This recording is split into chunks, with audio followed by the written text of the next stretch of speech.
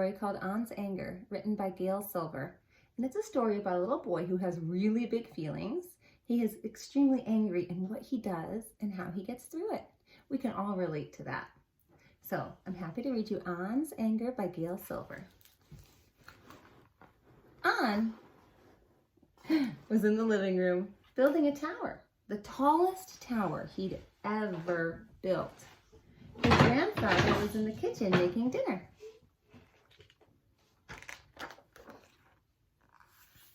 On, grandfather called. Dinner is ready. On added a yellow block and smiled. The tower was almost as tall as he was. Now the red one, On whispered, placing a red block on the very top. Grandfather came in from the kitchen. What a wonderful tower! It's not done yet, On told him. Come sit down, Grandfather said. You may play more after we eat. He set the plates on the table and returned to On, who was balancing a green block on top of the red one. Put your blocks down now, said Grandfather. Dinner is getting cold. Have you ever had your plate interrupted?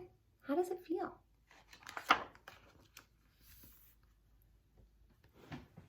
Do you notice something on On's face? I wonder what he's feeling. On wanted to keep playing. He opened his mouth to speak, but his bottom lip quivered and the word wouldn't come out. His eyes filled with tears and he started to cry. Grandfather tried to put his arm around On, but On pushed him away, knocking the tower over and sending his blocks flying. Go away! I hate you! On shouted. You're upset, said Grandfather. Please go to your room and sit with your anger.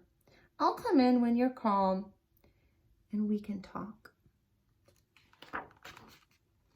On ran to his bedroom and leapt onto his bed. His cries grew so strong he could feel them all the way down to his belly. How do I sit with my anger, he wondered. I'm so angry, angry, angry. You can tell how he's thrown himself on his bed. Your bed is a safe place to go when you feel angry. Finally, said a voice. I was hoping you would notice me. On lifted his head and came face to face with a hairy, red creature. Who are you? Said On, and how did you get in my bedroom? I'm your anger. You brought me here, said the creature. My anger?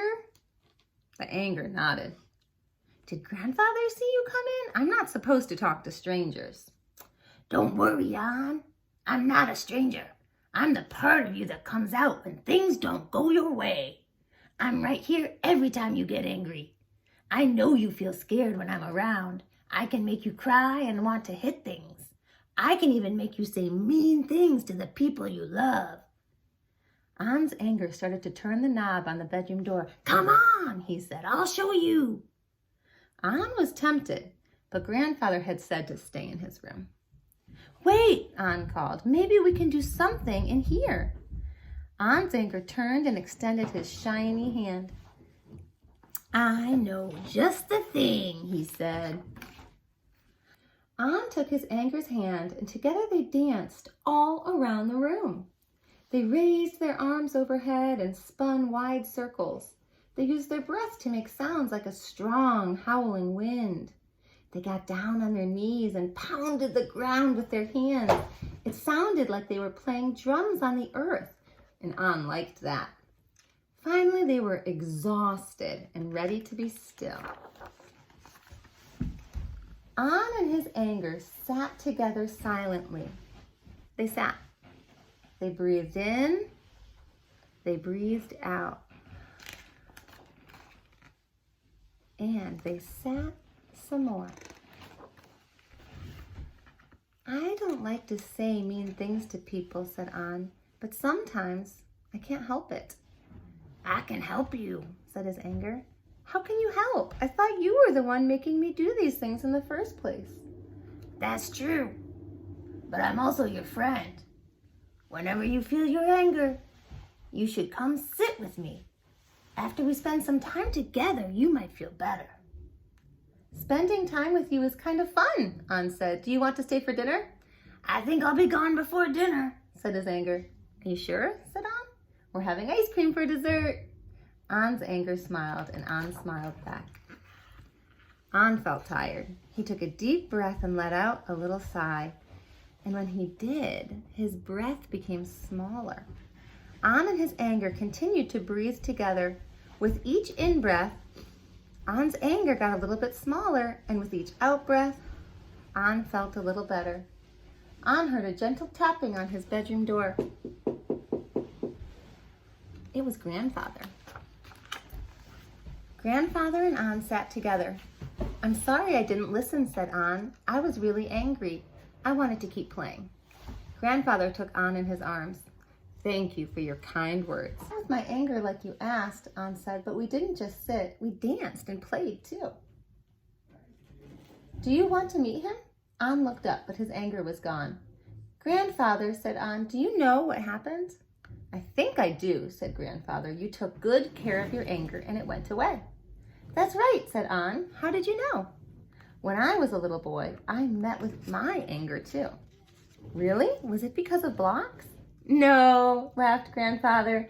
There were no blocks, just frogs, a lily pond, and a sun that wouldn't set. Come, let's eat dinner and I'll tell you my story. The end. I hope you enjoyed that story. Do you think you could turn to the grown-up in your life and talk about a time that you sat with your anger and how it made you feel? Have a great day.